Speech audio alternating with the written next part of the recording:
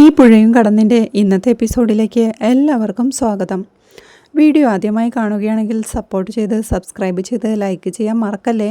ഗീത യമുനയെ അലക്കാനായി വിടുമ്പോഴേക്കും കഷ്ടപ്പെട്ട് വെള്ളം കോരിക്കൊണ്ടിരിക്കുക നിള. ഇന്നെങ്ങാനും വെള്ളം കോരി നിറയ്ക്കോ എന്ന് ഗീത ഉച്ചത്തിൽ അകത്തുനിന്ന് ചോദിക്കുമ്പോഴേക്കും ഇപ്പൊ കൊണ്ടുവരാമെന്ന് പറഞ്ഞ് കഷ്ടപ്പെട്ട് വെള്ളം വലിച്ചു കയറ്റി അവൾ ഏന്തി വലിഞ്ഞ് ആ വെള്ളം നിറഞ്ഞ തൊട്ടിയിൽ പിടിക്കാൻ ശ്രമിക്കുമ്പോഴേക്കും അതിന് കഴിയാതെ ആ തൊട്ടി അവളുടെ കയ്യിൽ നിന്ന് കിണറ്റിലേക്ക് തന്നെ വലിയ ശബ്ദത്തിൽ വീഴുകയാ. നിളയും പരിഭ്രമത്തോടെ ചേച്ചി എന്ന് ആർത്ത് വിളിക്കുമ്പോഴേക്കും അയ്യോ നിളെ എന്ന് വിളിച്ചുകൊണ്ട് കാവേരിയും ഗംഗയും അങ്ങോട്ടെത്തുക. ദേഷ്യത്തോടെ കാവേരി നിന്നോട് ആരാടി ഈ ജോലിയൊക്കെ ചെയ്യാൻ പറഞ്ഞേ എന്ന് ചോദിക്കേ ഗീതേച്ചി എന്ന് നിള. ഗീതേച്ചി അവളെ ഇന്ന് ഞാൻ എന്ന് പറഞ്ഞ് കാവേരി പോവാൻ തുടങ്ങുമ്പോഴേക്കും നിള തടഞ്ഞു നിർത്തി വേണ്ട ചേച്ചി പിന്നെ വഴക്കാവും എന്ന് പേടിയോടെ പറയേ നീ എന്തിനാടി ഗീതയെ പേടിക്കുന്നേ? കൊച്ചു കുട്ടികളെ കൊണ്ട് ചെയ്യിക്കേണ്ട ജോലിയാണോ ഇതൊക്കെ? അവളോട് ചോദിച്ചിട്ട് തന്നെ കാര്യമെന്ന് പറഞ്ഞ് കാവേരി വീണ്ടും പോവാൻ തുടങ്ങുമ്പോഴേക്കും ഗംഗ അവളെ തടഞ്ഞ് വേണ്ട കാവേരി അവരുടെ ഔദാര്യത്തിലോ നമ്മള് അതെപ്പോഴും ഓർമ്മ വേണമെന്ന് പറഞ്ഞ് യമുന എവിടെയെന്ന് ചോദിക്കുക നിളയോ. തുണി അലക്കാൻ പോയിരിക്കുകയാണെന്ന് നിള പറയുമ്പോഴേക്കും തുണി അലക്കാനോ എന്ന് അമ്പരപ്പോടെ കാവേരി. പിന്നീട് അവർ മൂന്നുപേരും പുഴയിൽ ഒരുമിച്ച് തുണി അലക്കിക്കൊണ്ടിരിക്കുന്നതാണ് കാണിക്കുന്നത്. അതിനിടയിൽ കാവേരിയെ നോക്കിക്കൊണ്ട് ഗംഗ പറയുന്നുണ്ട് ഇവളുടെ ഡയലോഗൊക്കെ കേട്ടപ്പോ തോന്നി ഇപ്പൊ പോയി 2 പൊട്ടിക്കുമെന്ന്. അതുകൾക്ക് കാവേരിയും യമുന തുണി അലക്കാന്ന് പറഞ്ഞപ്പോ വന്ന് നോക്കാമെന്ന് വിചാരിച്ചു എന്നവൾ പറയേ എന്നിട്ട് കണ്ടില്ലേ എന്ന് യമുനയും. ഇവിടെ വന്ന് കണ്ടപ്പോ നിന്നെ ഞങ്ങളും കൂടി സഹായിച്ചാ പെട്ടെന്ന് ജോലി കഴിയുമല്ലോ എന്ന് കരുതി. കണ്ടില്ലേ ഇപ്പൊ തീരുമെന്ന് പറഞ്ഞ് അലക്കിക്കൊണ്ടിരിക്കുക അവർ 3 പേരും. നിളമോളെ കൊണ്ട് ജോലി ചെയ്യിക്കുന്നതിലേ എനിക്ക് പരാതിയുള്ളൂ. എന്തായാലും നമ്മൾ സുജാതമ്മയുടെ വീട്ടിൽ വന്ന് നിൽക്കുകയില്ലേ, അപ്പൊ അവിടുത്തെ ജോലികളും കൂടി ഷെയർ ചെയ്യണമെന്ന് കാവേരി പറയുമ്പോഴേക്കും വീണ്ടും അലക്കാനുള്ള തുണിക്കെട്ടുമായി നിള അങ്ങോട്ട് എത്തുകയാ.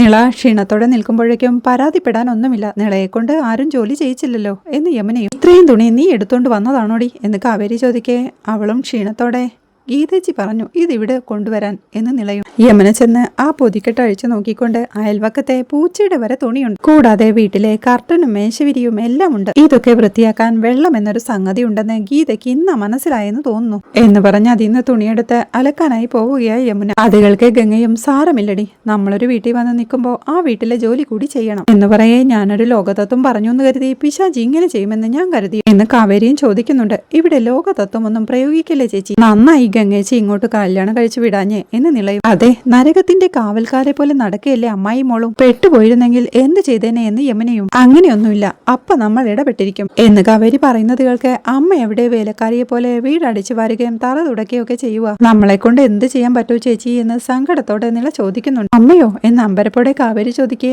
ആ അമ്മ തന്നെ, നമ്മൾ കാണാതെ ഓരോ പണിയും തീർത്തു വെക്കും, അതും കൂടി നമ്മൾ ചെയ്യണ്ടല്ലോ എന്ന് ഓർത്തിട്ട. പാവത്തിന് ഇന്നലെ രാത്രി മുതൽ തലവേദനയാണെന്ന് യമുന പറയെ ഈ വീട്ടുകാരൊന്നും ശരിയാവില്ലേച്ചി, നമുക്ക് എത്രയും പെട്ടെന്ന് ഇവിടുന്ന് മാറണമെന്ന് സങ്കടത്തോടെ നിളയും പറയുന്നുണ്ട്. എല്ലാം കേട്ട് ആലോചനയോടെ നിന്ന കാവേരിയും അതിനു മുമ്പേ ചില വേറെ പരിപാടികളുണ്ട്. എല്ലാം കേട്ട് ആലോചനയോടെ നിൽക്കുകയായിരുന്ന കാവേരിയും അതിനു മുമ്പേ വേറെ ചില പരിപാടികളുണ്ട് എന്ന് എന്തോ മനസ്സിൽ കണക്ക് കൂട്ടി പറയുകയാ. പിന്നീട് അവൾ ഒരു ബെഡ്ഷീറ്റ് അലക്കി ഗംഗയുടെ കൂടി സഹായത്തോടെ പിഴിഞ്ഞ് നിവർത്തി നോക്കുമ്പോഴേക്കും അത് മുഴുവൻ കീറിയിട്ടുണ്ടായിരുന്നു. അത് കാണേ നമുക്ക് നോക്കാം എന്നവളും മനസ്സിൽ പറയുക.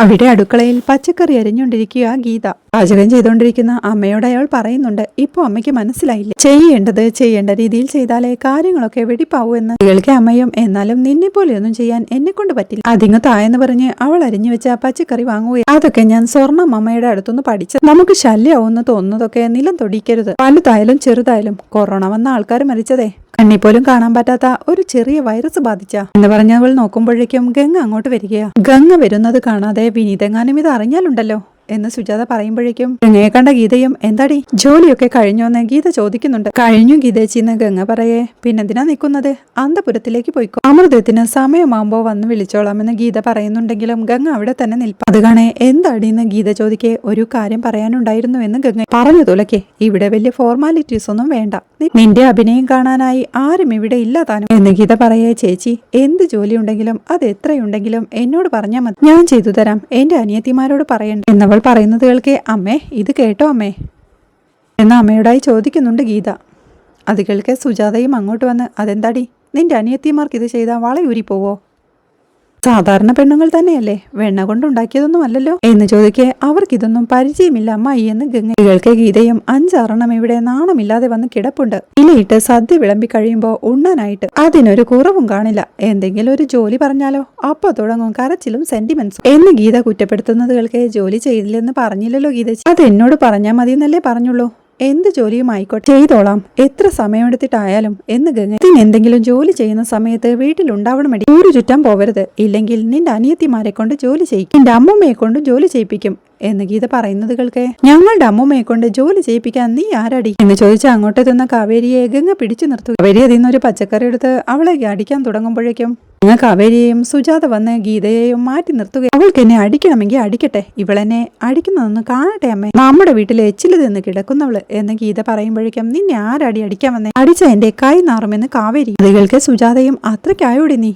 കഞ്ഞിവെള്ളവും കുടിച്ച് കിടന്നോട്ടെന്ന് വെച്ചപ്പോ എന്റെ മോളുടെ മേലെ കുതിര കയറുന്നു എന്ന് ചോദിക്കുക. നിങ്ങളുടെ മോളെ അങ്ങ് ഡീന്ന് വിളിച്ചപ്പോ ആകെ പൊള്ളിയല്ലേ, ഞങ്ങളെ പറയാനാണെങ്കിലും നിങ്ങളുടെയും കൂടി അമ്മയാ ഇവള് ചീത്ത വിളിച്ചിരിക്കുന്നത്. ഇവൾക്കാരോടും ബഹുമാനവും വേണ്ട, ആദരവും വേണ്ട. നിങ്ങളുടെ എച്ചില് നിന്ന് കിടക്കുന്ന 5-6 പട്ടികളുടെ കൂട്ടത്തിലുള്ളതാണല്ലോ നിങ്ങളുടെ അമ്മയും. നിങ്ങൾ അമ്മയും മോളും അവരെ അങ്ങനെയാ കാണുന്നതെങ്കിലേ ഞങ്ങൾക്ക് ഞങ്ങളുടെ രാധമ്മ ദൈവത്തിന്റെ സ്ഥാനത്താണ്. രാധമ്മയുള്ളത് കൊണ്ട് മാത്രം ഞങ്ങൾ ഈ നശിച്ച വീട്ടിൽ നിൽക്കുന്നത്. അത്രയും പറഞ്ഞതിന് പ്രതിഫലമായിട്ട് വീട്ടിൽ നിന്ന് ഇറങ്ങിത്തരണമെന്നുണ്ടെങ്കിൽ പറഞ്ഞ മതി, സന്തോഷത്തോടെ ഇറങ്ങിത്തരാം, ഞാൻ അപ്പുറത്തുണ്ടാവുമെന്ന് പറഞ്ഞ് കാവേരി അവിടുന്ന് പോവുക. ഗംഗയും അവളുടെ പിറകെ പോകുമ്പോഴേക്കും പോയി എല്ലാത്തിന്റെയും കൂടും കുടുക്കയും എടുത്ത് പുറത്തേക്ക് ഇടാൻ അമ്മയെ കൊണ്ട് വയ്യെങ്കിൽ ഞാൻ തന്നെ ചെയ്യാമെന്ന് പറഞ്ഞ് ഗീത പോവാനായി തുടങ്ങുമ്പോഴേക്കും സുജാത അവളെ തടഞ്ഞു. എന്തായാലും ഇപ്പൊ വേണ്ട, ആ സമയമാവുമ്പോ ഞാൻ തന്നെ പറയാം എന്ന് പറഞ്ഞ് സുജാതയും അടുക്കളയിലേക്കായി പോവുകയാണ്. ഒടുവിൽ ഗീത മാത്രം കുഴപ്പക്കാരി അല്ലേ എന്ന് ദേഷ്യത്തോടെ പറഞ്ഞുകൊണ്ട് ഗീത അവിടെ തന്നെ നിൽപ്പാം. പിന്നീട് രാത്രിയാവുമ്പോൾ ടെൻഷനോടെ സിറ്റൗട്ടിലെ പടിക്കെട്ടിലിരിക്കുന്ന ശാരദയെയും മക്കളെയുമാണ് കാണിക്കുന്നത്. അതിനിടയിൽ യമുന പറയുന്നുണ്ട്, സുജാതമ്മായി എങ്ങനെ മാറിപ്പോയിന്നാ. കേൾക്കേ നിളയും എപ്പോഴും വഴക്കാ,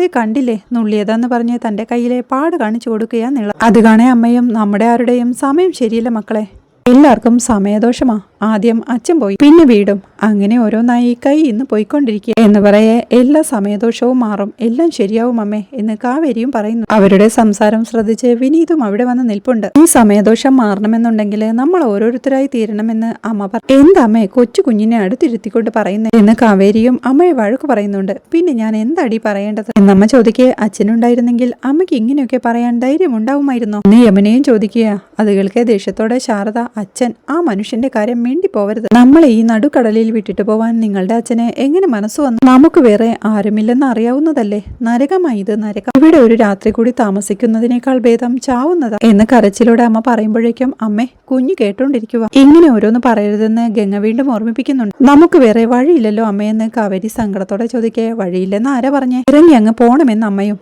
എന്നിട്ടെന്ന് ഗംഗ ചോദിക്കും, നമുക്ക് നമ്മുടെ വീടുണ്ടല്ലോ, നിങ്ങളുടെ അച്ഛനുണ്ടാക്കിയ വീട്, അങ്ങോട്ട് പോകണം എന്നമ്മ ചോദിക്കേ. അത് ബാങ്കുകാര് സീല് ചെയ്തിരിക്കില്ലേ അമ്മേ എന്ന് യമൻ. വീടല്ലേ സീല് ചെയ്തിട്ടുള്ളൂ, മുറ്റത്തോ തൊടിയിലോ ഇരിക്കാലോ, ഇവിടെ ഇങ്ങനെ ആട്ടും തുപ്പും കേട്ട് ജീവിക്കുന്നതിനേക്കാൾ ഭേദം അവിടെ കിടന്ന് തണുത്തു വിറച്ചോ പട്ടിണി കിടന്നോ ചാവുന്നതാ എന്നമ്മ പറയുമ്പോഴേക്കും എന്തിനമ്മ ഇങ്ങനെയൊക്കെ പറയുന്നെന്ന് കാവേരിയും ചോദിക്കുക.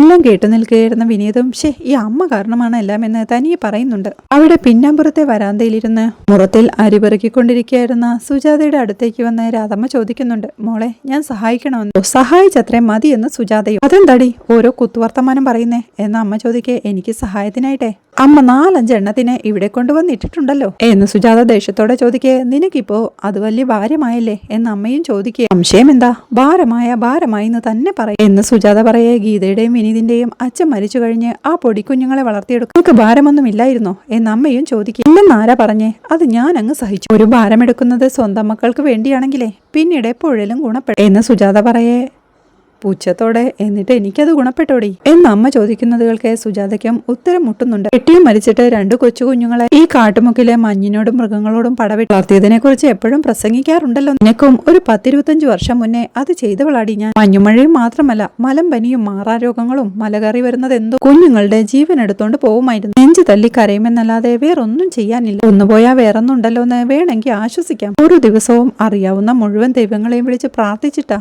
കണ്ണടയ്ക്കുന്നത്. അനർത്ഥം ഒന്നും ഉണ്ടായില്ല, രണ്ടിനെയും കേടുപാട് കൂടാതെ വളർത്തി വലുതാക്കി. കുറച്ചു മുമ്പ് നീ എന്താ പറഞ്ഞത്, ഭാരമെടുക്കുന്നത് മക്കൾക്ക് വേണ്ടിയാണെങ്കിൽ അത് എപ്പോഴെങ്കിലും ഗുണപ്പെടുമെന്ന്. എന്നിട്ട് ഇപ്പോഴത്തെ എന്റെ അവസ്ഥ എന്താടി, മൂത്തതിനെ കൺമുന്നിൽ നിന്ന് അങ്ങ് കൊണ്ടുപോയി അവന്റെ ഭാര്യയും പെൺമക്കളും പെരുവഴിയിൽ. 1-2 ദിവസം തല ചായ്ക്കാൻ ഒരു ഇടം ചോദിച്ച് നിന്റെ അടുത്ത് വന്നപ്പോ പട്ടിയുടെ വില, പിച്ചക്കാരെ പോലെ ഇങ്ങനെ പടിവാതിക്കൽ നിർത്തല്ലേടി, ദൈവദോഷം ഉണ്ടാവുമെന്ന് അമ്മ ശപിക്കേ.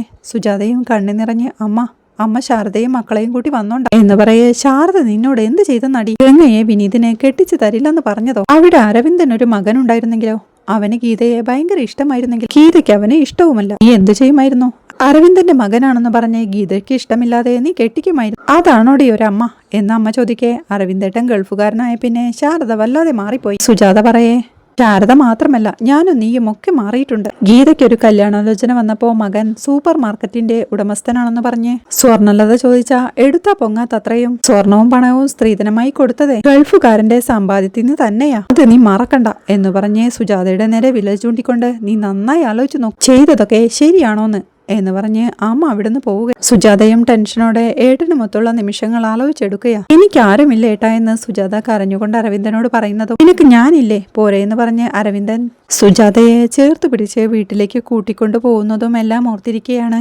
അമ്മ എന്നുള്ള വിനീതിന്റെ വിളി എത്തുന്നു. സുജാത തലയുയർത്തി നോക്കുമ്പോഴേക്കും അമ്മ എന്തമ്മേ ശാരദാമ്മയോടും മക്കളോടും കാണിച്ചത് ചോദിക്കേ ഞാൻ എന്തു കാട്ടിയെന്നാ എന്ന് സുജാതയും. അപ്പോഴേക്കും ഗീതയും അങ്ങോട്ട് വരുന്നുണ്ട്.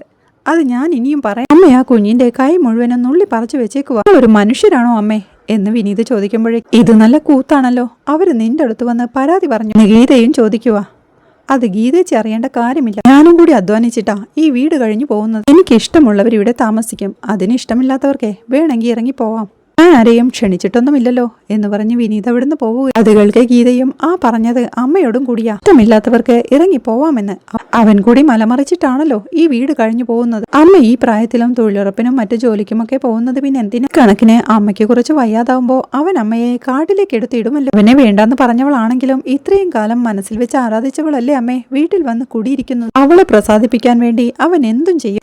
ഇന്നിപ്പോ അവൻ എന്നോട് ഇറങ്ങി പോവാൻ പറഞ്ഞു. നാളെ അമ്മയുടെ തല വെട്ടിയെടുക്കാൻ പറഞ്ഞ അതും അവൻ ചെയ്യുമെന്ന് ഓർമ്മിപ്പിച്ച് ഗീത അവിടുന്ന് പോവുക. ആലോചനയോടെ ഇരിക്കുന്ന സുജാതയെ കാണിക്കുന്നിടത്താണ് ഈ എപ്പിസോഡ് അവസാനിക്കുന്നത്. ആ രാത്രി തന്നെ സുജാത ശാരദയെയും മക്കളെയും രാധമ്മയെയും വീട്ടിൽ നിന്ന് പടിയിറക്കി വിടുന്നതും കൂരിരുട്ടത്ത് ഒരു മരത്തിന്റെ ചുവട്ടിൽ അവരെല്ലാവരും പേടിയോടെ ഇരിക്കുന്നതും പണ്ടൊക്കെ കാട്ടുമൃഗങ്ങൾ ഇറങ്ങുന്ന വഴിയാണെന്ന് രാധമ്മ അവരെല്ലാം ഓർമ്മിപ്പിക്കുന്നത് അവർക്ക് രക്ഷകനായി അവൻ എത്തുന്നതുമെല്ലാമാണ് നാളത്തെ എപ്പിസോഡിലെ വിശേഷങ്ങൾ. വീഡിയോ ഇഷ്ടമായാൽ സപ്പോർട്ട് ചെയ്ത് സബ്സ്ക്രൈബ് ചെയ്ത് ലൈക്ക് ചെയ്യാൻ മറക്കല്ലേ.